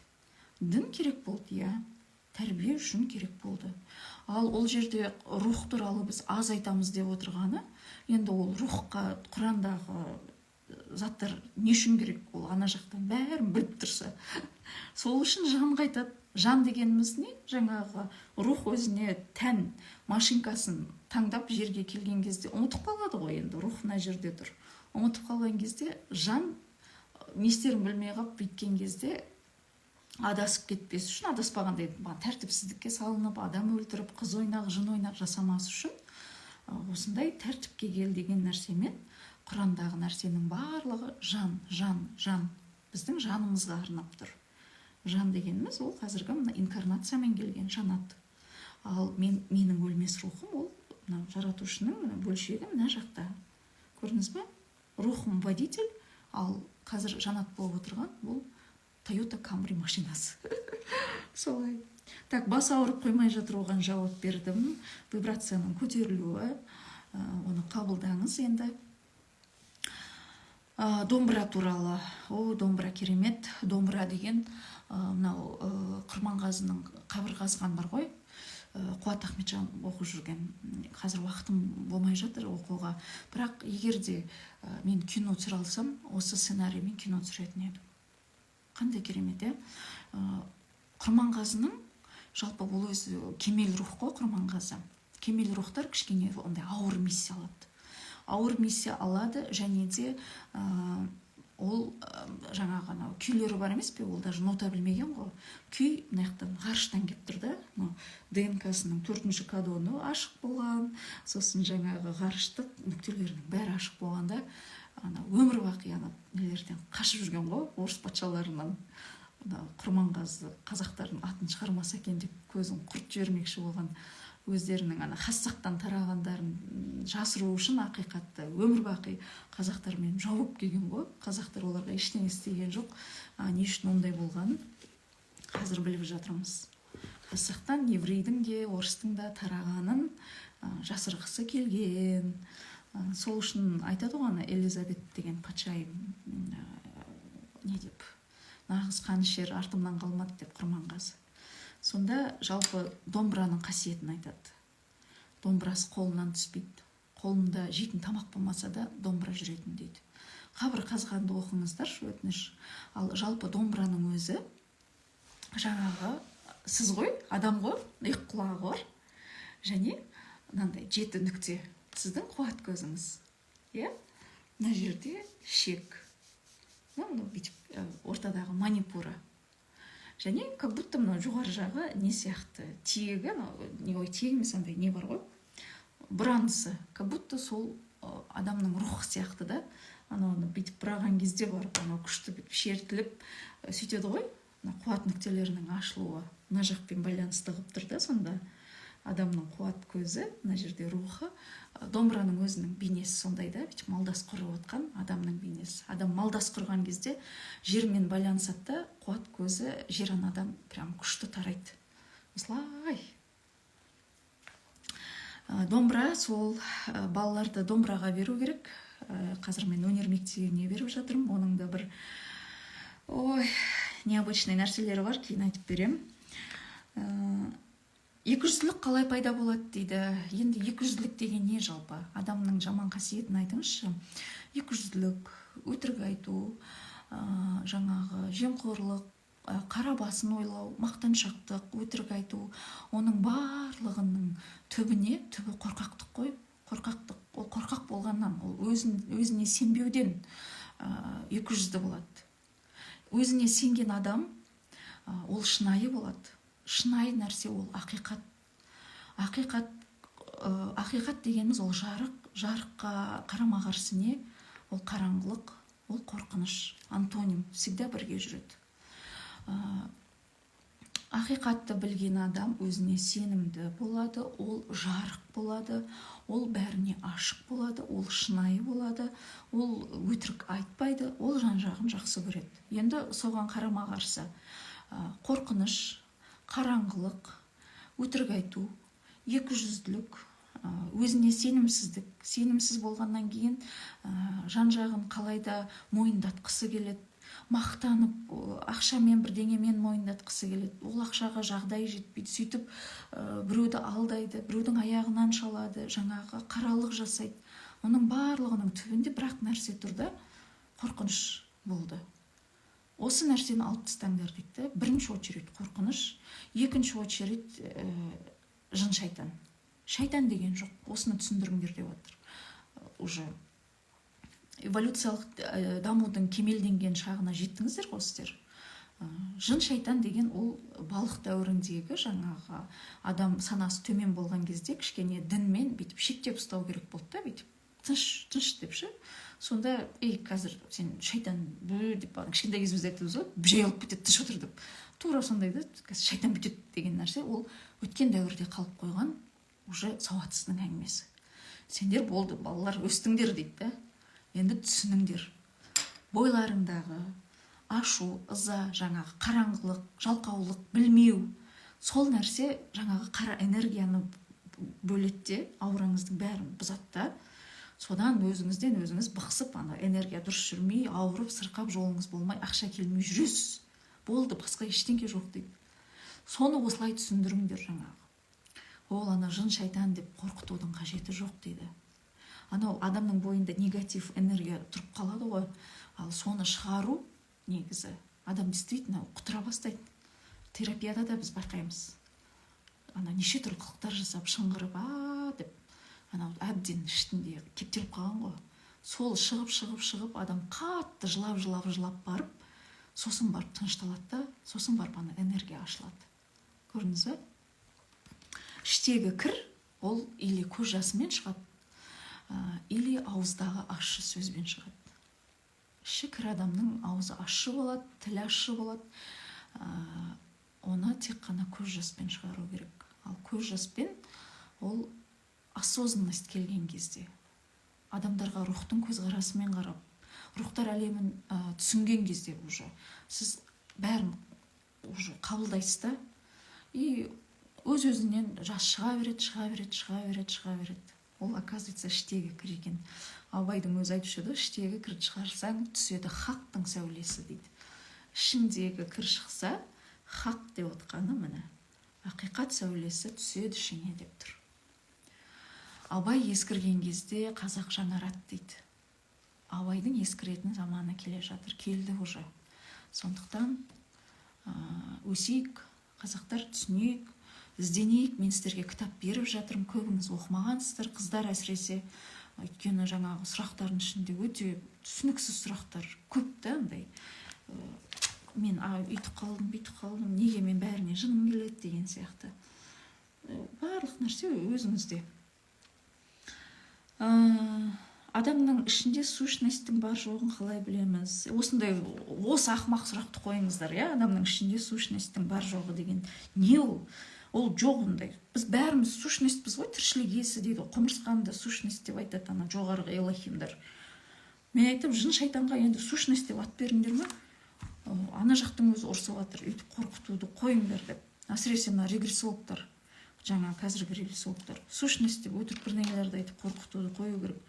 Ол деген адамның бойындағы негатив. Ол негатив қай кезде шығады? Ауралық денесі бағана неге зақымданған кезде. Просто соны жинаудың, соны тазалаудың жолын үйрету керек. Әлемге не үшін келдік дейді. Әлемге не үшін келгенін айттық, иә. Біз қазіргі поколение, біз кімбіз деп сұраған кезде айттым. Енді 50-ші жылдан бастап келді ғой, ана индигалардың бірінші тобы, бұл ана жерге көмектесушілерді сөйтіп атаған. Енді индиганың бірінші тобы, екінші тобы, одан кейін анау бриллиант, кристалл, радужные дети деген сияқты. Сонда айтады, қазіргі поколение біздер, олар жарыға келушілер, переход кезінде жарыға келушілер. Енді туылып жатқандар, олар қиратушылар. Яғни қалай біз жарыға келеміз деп сұрасам, сендер просто өз-өздеріңді таныған кезде жап-жарық болып лампочкаларың жанып кетеді дейді. Сөйтіп қараңғы әлемге жарыға келесіңдер дейді. Все просто так. Рухтың бірнеше өлшемде жүруі. Осыны түсінбей тұрмын. Многомерная вселенная деген сол. Сіздің рухыңыз сана өте қиын бұны көтеру, бірақ сіз бірнеше өлшемде жүрсіз. Расында бірнеше миссиямен жүрсіз. Әлемде 7 миллиард, 8 миллиард адам болатын болса, сонша миллиард рух жүр деп мен айтпас едім. Потому что рухтың өзі бір мезгілде жер планетасында бірнеше өлшемде жүру әбден мүмкін. Әсіресе кемел рухтар сондай қиындау нелерді алады, миссияларды. 2-3 жерде мен өмір сүрем дейді. Немесе жаңағы басқа планеталарда кейбірі 7-8 өлшемде жүру береді. Біздің ана түсініксіз түстеріміз, түсімізде ұшып жүруіміз, оның барлығы рухымыз бір болғаннан кейін бәрі бір-бірімен байланысты. Жаңа дәуірдің балаларын қалай тәрбиелейміз дейді. Жаңа дәуірдің балаларын только жақсы көру арқылы тәрбиелейсіз.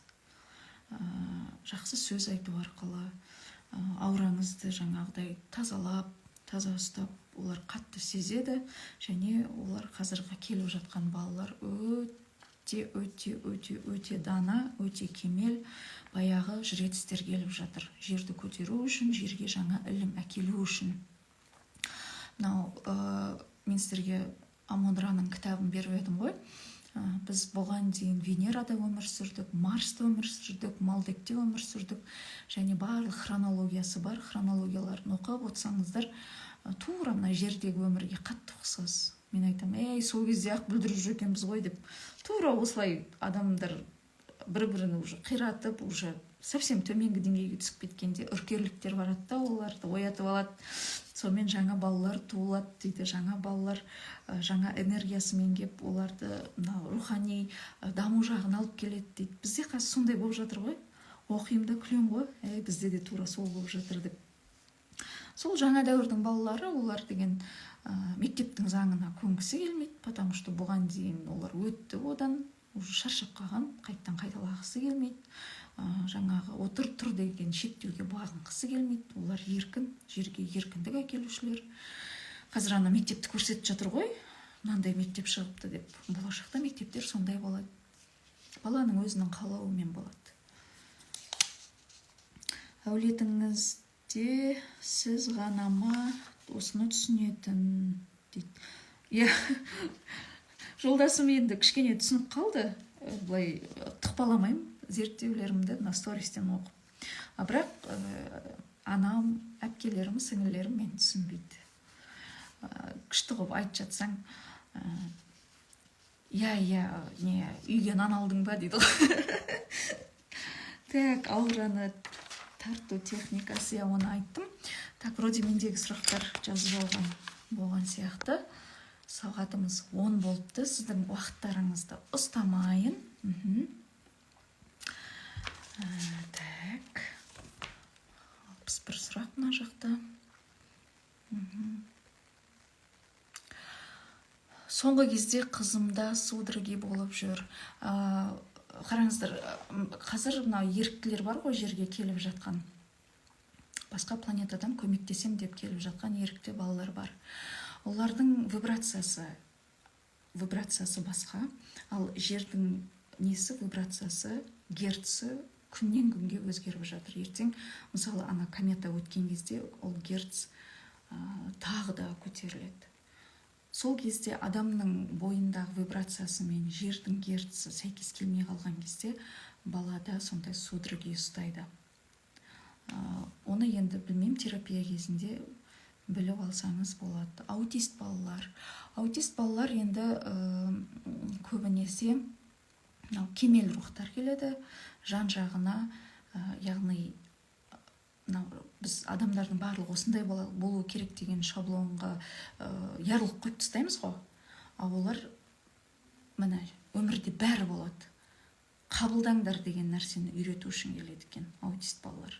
Бірақ сол миссиямен келе тұра, оларда өте вибрация жоғары.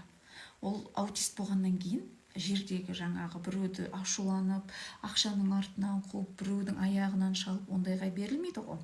Ол өз әлемінде өзінің энергетикасы, аурасы тап-таза, қуат көздері ашық, ғаламмен байланысып отыра береді кемел рух. Ал оның олай отырғаны жан жағындағы көп адамға пайдалы. Ана жоғарғы күштер айтады да, сендердің дейді, мына переход кезінде қорқып байбалам салып, ойбай деп бір-бірлеріңізге жер сілкінісі туралы видеоны жіберіп, тиктокты қарап, ойбай Алматыда жер сілкінеді екен, ойбай 2001 жылы өліп қалады екенбіз деп қорқып отырғандарыңнан гөрі просто түсініп спокойно отырыңдаршы дейді. Ештеңе ешкімге айтпай қойыңдар, просто сабыр сақтап отырсаңдар, ол ғаламға пайдалы дейді. Спокойно отырған адам жан жағын уламайды, жан жағындағы адамдардың аурасын уламайды. Біз уланған сайын біздің герціміз көтерілмейді. Жердің көтерілуіне зиянымызды келтіреміз. Төмен түсірген кезде, аушуланып, әбден біткен кезде жер көтерілуге біз зиянымызды келтіреміз, пайдаларыңды келтірмейсіңдер дейді. Енді үйткен адам, қасарысып тұрған адам не істейді? Басқа өлшемге кетеді. Енді әділдік заңы сол дейді. Сондықтан просто сабыр сақтаңыздар дейді. Сіздің айтқандарыңызды жеңіл түсініп отырмын, жаныма майдай жағып жатыр дейді. Және сіз бұларды білесіз. Сайлаугүл ханым, сіз бұларды білесіз, сіз бұларды қайталағансыз. Просто сіз қазір мені тыңдап, есіңізге түсіріп отырсыз. Осыны есіңізге сақтаңыз, жақсы ма? Просто қазір біз жерге келген кезде, жадымыз өшіріледі, ол да әділ.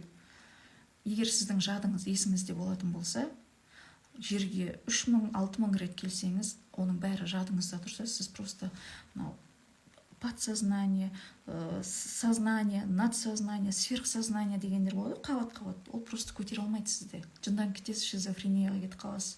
Сондықтан әділ заңы. Кез келген нәрсені ақпарақтан бастау, қайтадан ақпараттан диплом жұмысын бастау. Ол әділ заңы.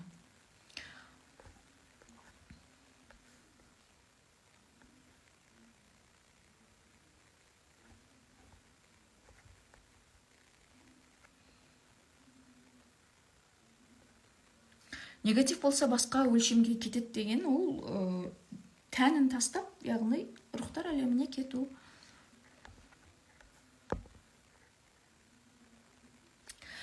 Осы тақырыпты айтсам, қызым мүлдем тыңдағысы келмейді. Қараңыздар, ол неге сіздер біреуге тықпалайсыздар бұл нәрсені? Вообще айтудың қажеті жоқ.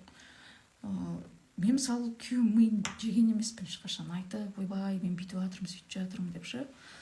Сіз оянған кезде, айтып тұрмын ғой, сіздің бойыңыздағы энергия өте мощный. Николь Тесланың өзі айтады ғой, адамдар өздерін білмей жүр қандай мықты екен. Өздерінің энергиясының қандай көтеретін болса, дейді, атом бомбасы деген түк болмай қалады дейді.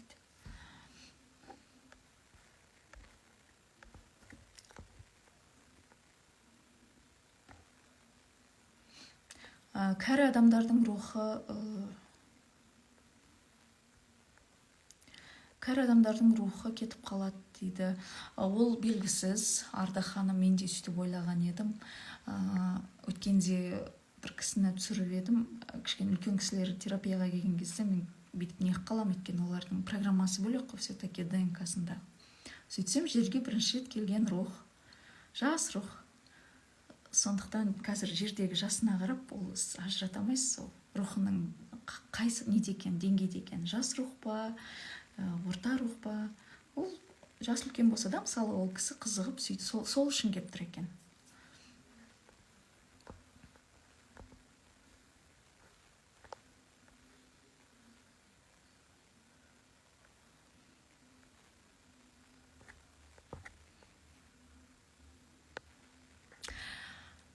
Так, 2000 жыл.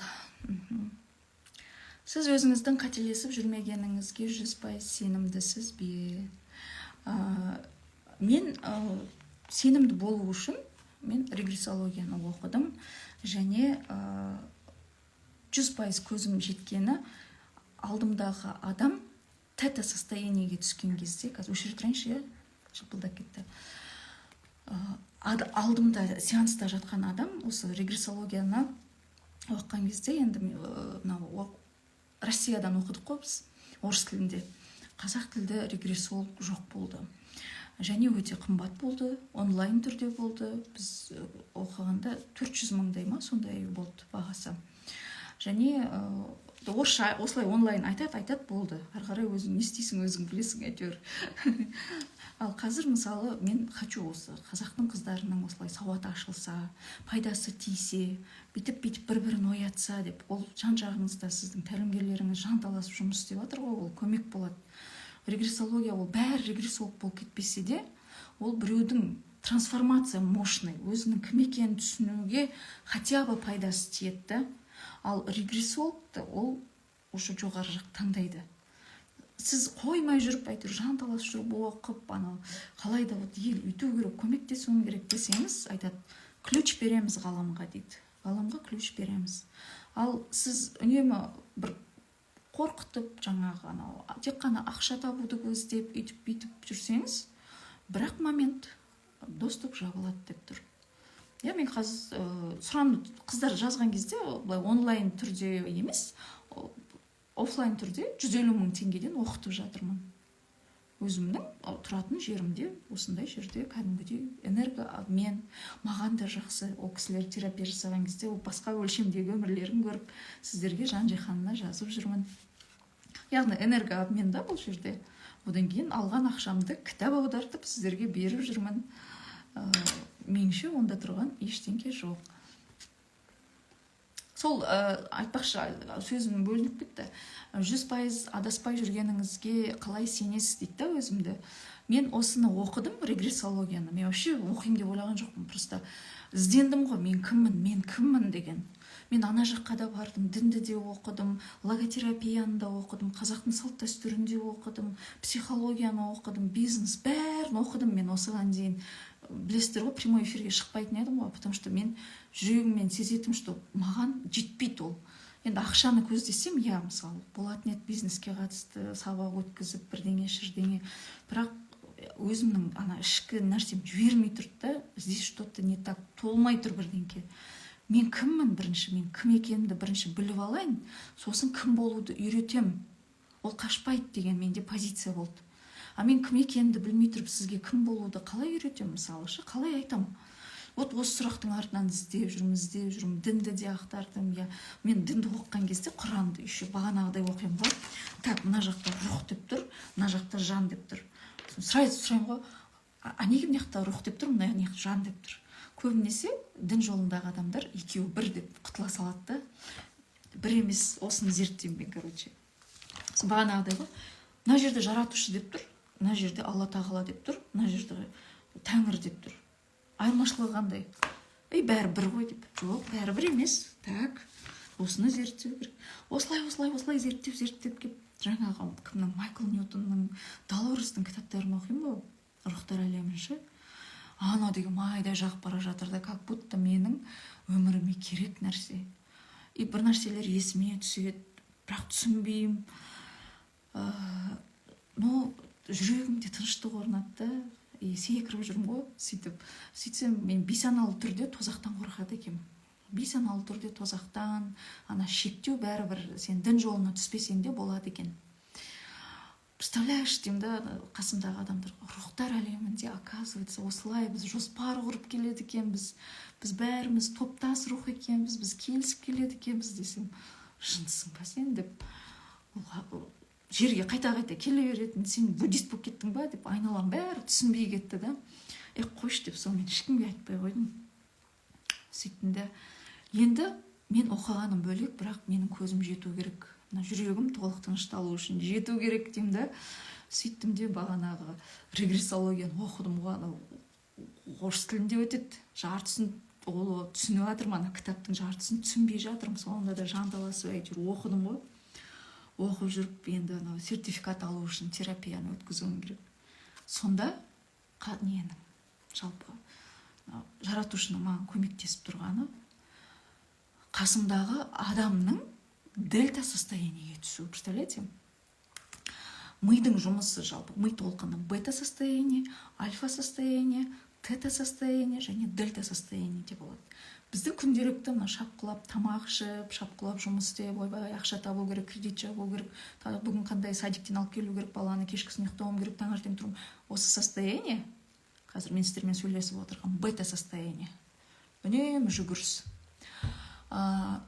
Кейбір адамдар айтады, мысалы, намаз оқыған кезде, зікір салғанда кайф болып қалам деп ше, немесе біреу медитация жасаған кезде кайф болып қалам, немесе йогада кайф болып қалам. Ол альфа состояние.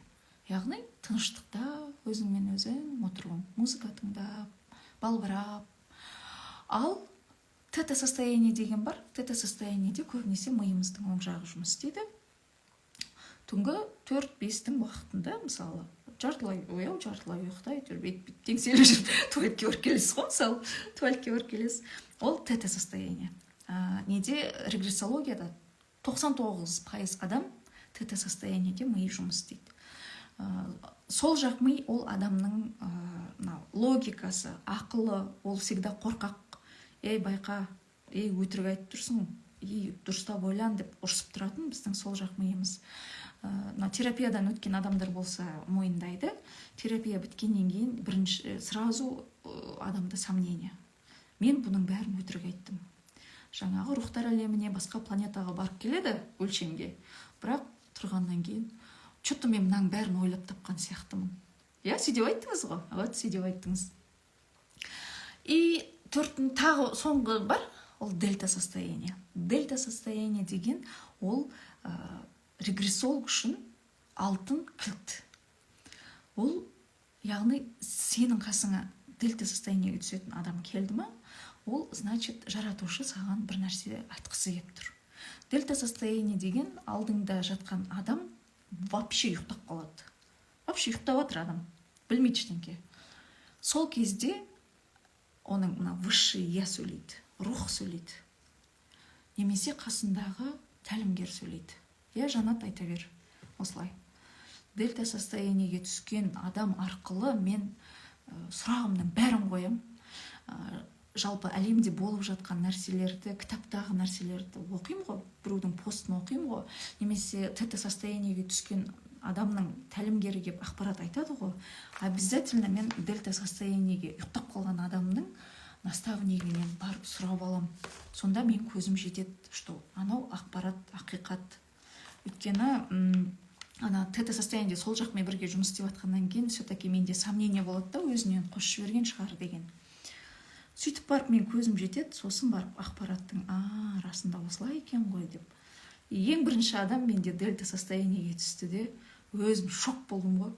Шок болып ана жерде, бірақ оқығаным бар, рухтар әлемін армансыз араладық, тәлімгерлермен кездестік, жоғары жақтағы кеңестермен кездестік. Жалпы қалай жоспар құрылып жатыр, қалай рухтар пайда болып жатыр, жаратушының қасында қандай деңгейдегі рухтар, жалпы жаңағы тозақ деп жүргеніміз не, астралдар қаншаға бөлінеді, өз-өзіне қол жұмсаған адамдар қалай болады, олардың рухтары, жерде адам келген кезде қалай тәнін таңдайды, ортасын, ұлтын қалай таңдайды. Соның барлығын жаңағы дельта состояниеге түскен адамның тәлімгері мен саяхаттау арқылы осылай ақпараттарды біліп алдым. Вот қазір каждый раз мен ақпараттарды сол дельта состояниедегі адам арқылы біліп отырам. Оларды екінші мағынада слиппер дейді. Слиппер яғни спать, слип, ұйықтап қалады. И ол оянғаннан кейін, мысалы, жас қыз ғой, рух пух деп апай не айтып жүрсіз дейді да, мысалы, тұрып алып. Бірақ бағанағы жерде, мысалы, үркерліктер туралы айтқаны, мысалы, маған сол кезде айтқан, Плеяды сенімен байланысқа шығады, сен дайын тұр деп ше.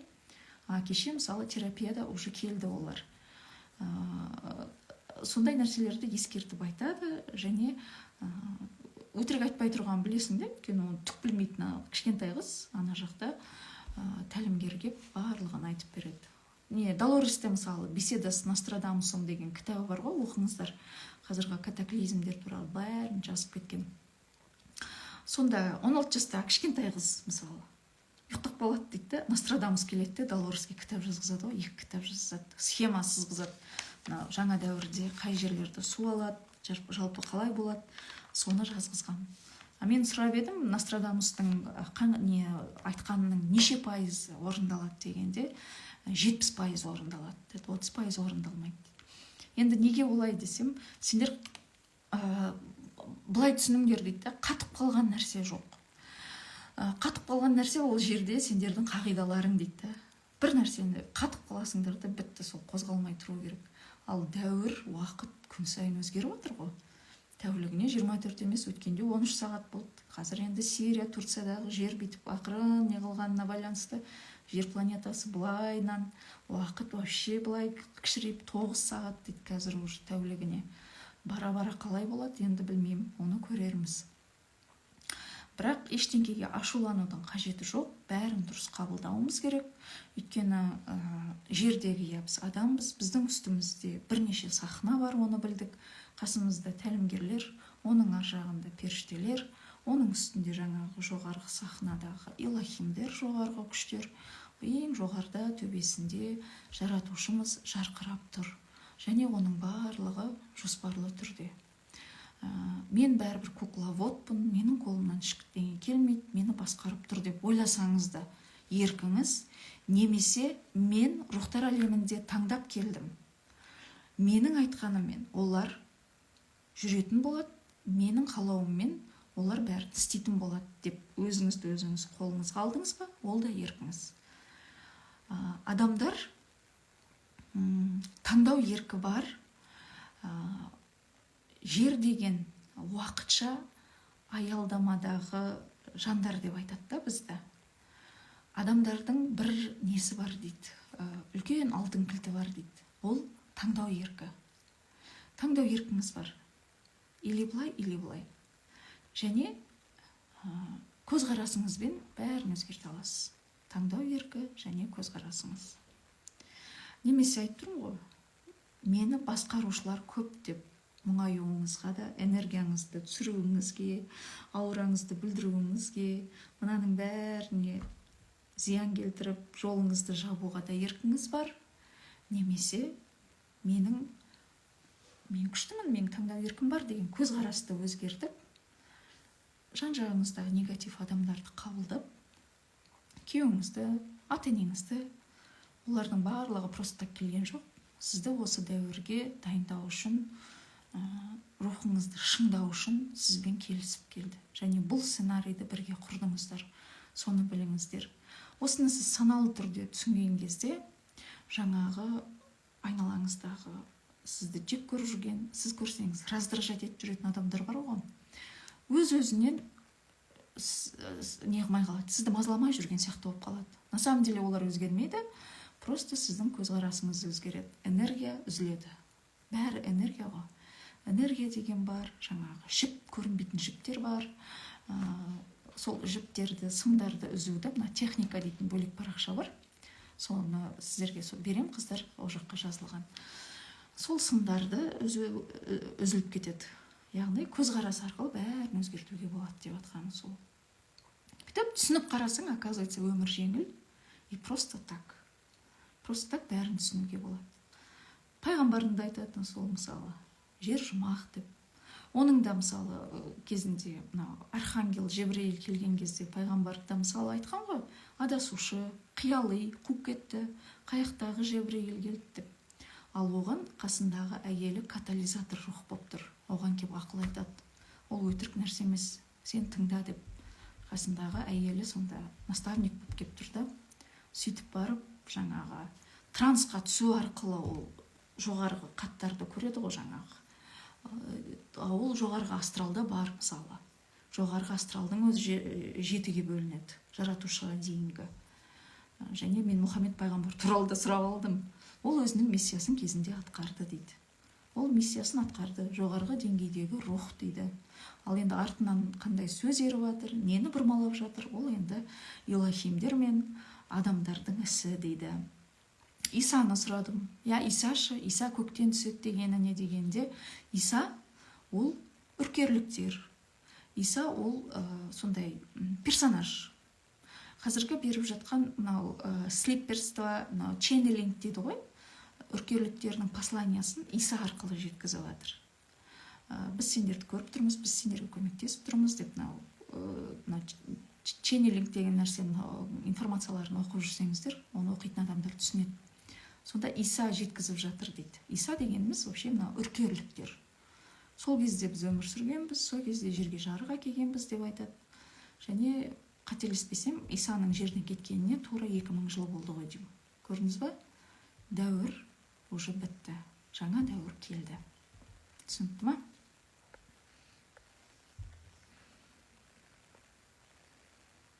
Так. 10:30 болыпты.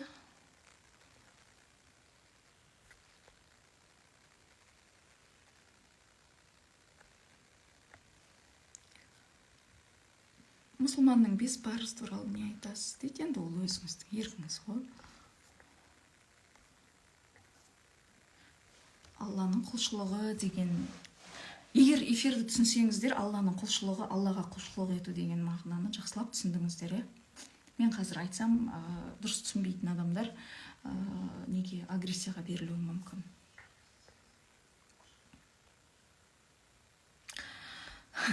Жоғары герцтің келетін уақытын нақты жобалап айтып бере аласыз ба?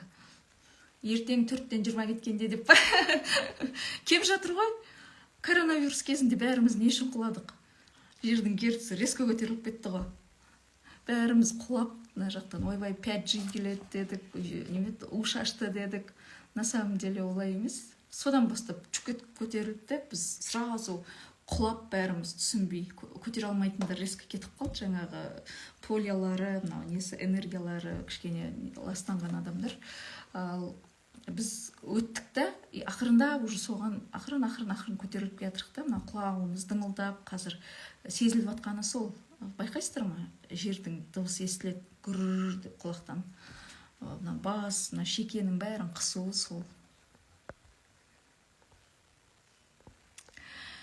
600 герц керек маған деп қояды.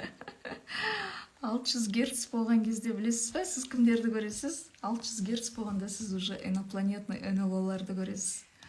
Потому что олар сол жоғарғы деңгейде. Кітаптарды қалай алсақ болады дейді. Мен беріп жүрмін, және Оян деген чат бар шығар, қыздарда бар ғой деймін. Сол жерде бар, немесе телеграм каналымда бар сол кітаптар. Қазір мен сториске жазып қоямын. Жақсы достар, эфирге жиі шығып тұруға енді тырысамын. Диваным теңселіп кетті сізді тыңдап отырып дейді. Тамаша. Сіздің наставниктеріңіз шығар, екі жақтан итеріп атқан, наконец-то сен түсіндің деп.